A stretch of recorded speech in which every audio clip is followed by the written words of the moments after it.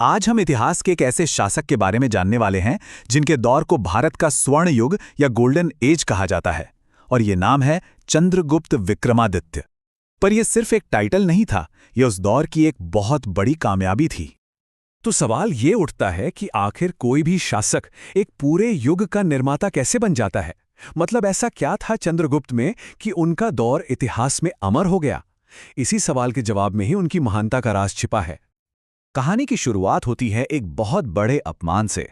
हुआ यूं कि एक दुश्मन शक राजा ने गुप्त वंश की शान के खिलाफ एक ऐसी बात कह दी, एक ऐसी चुनौती दे दी जिसे कोई भी इज्जतदार शासक अनदेखा नहीं कर सकता था। और चंद्रगुप्त ने भी किसे नजरअंदाज नहीं किया। वो शुरू से ही बड़े स्वाभिमानी थे। उन्होंने एक बहुत ही साहसी और हिम्मत वाला कदम उठाया। भेष बदला, दुश्मन शक राजा के कैंप में घुस गए और उसका काम तमाम कर दिया। देखिए, ये सिर्फ एक कत्ल नहीं था, ये अपने खानदान और अपने वंश के सम्मान की रक्षा के लिए उठाया गया एक कदम था। और इसी एक घटना ने उनके किरदार की बुनियाद रखी, एक ऐसे हीरो की जो सम्मान के लिए किसी भी हद तक जा सकता है। तो बस यहीं से एक नायक का उदय होता है। उनकी इस बहादुरी और लीडरशिप ने ही उन्हें आगे की बड़ी बड़ी जीतों के लिए तैयार किया। अब आगे बढ़ते हैं और ये देखते हैं कि वो एक योद्धा से एक साम्राज्य बनाने वाले कैसे बने, एक महान विजेता भी और एक बहुत ही स्मार्ट राजनीतिज्ञ भी। तो यहां पर जो बात है वो सच में बहुत दिलचस्प है, उनकी डबल स्ट्रैटेजी।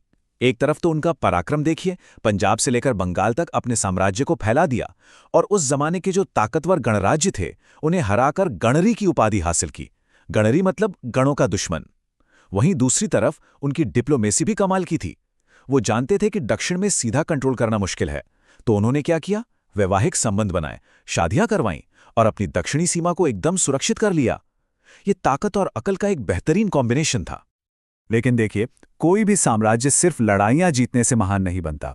अब हम ये समझेंगे कि उनके शासन की क्वालिटी और उनके राज्य की खुशहाली ने उस दौर को गोल्डन एज कैसे बनाया।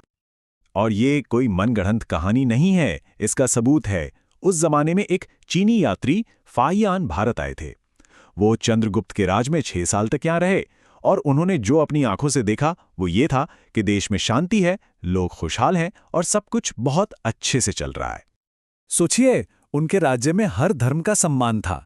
किसी के साथ भी धर्म के नाम पर कोई भेदभाव नहीं होता था।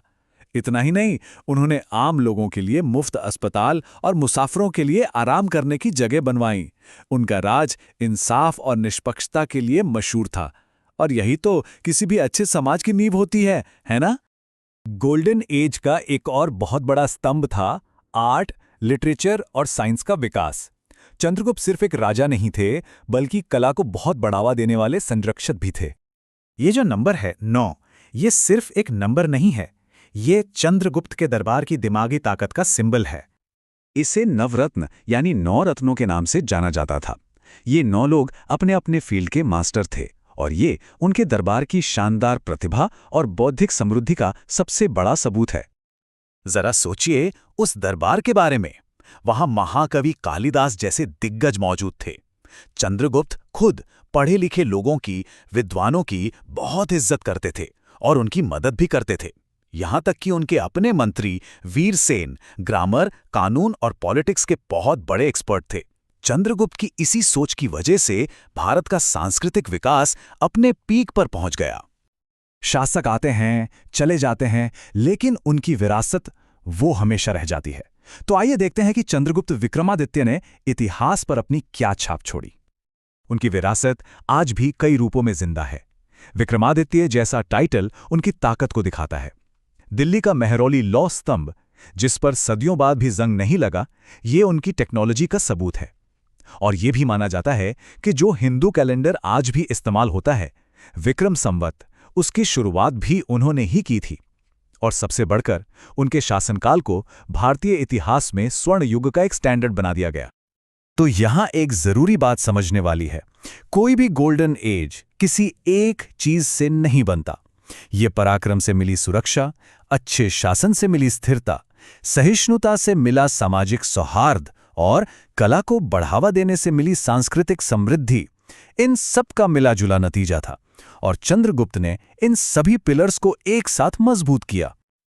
और अंत में ये एक सोचने वाला सवाल है, क्या वाकई में किसी एक इंसान का राज एक पूरे युग को स्वर्णिम या गोल्डन बना सकता है, या फिर ये उस दौर के समाज, कला और विज्ञान की एक सामूहिक उपलब्धि होती है? इस पर सोचिएगा जरूर।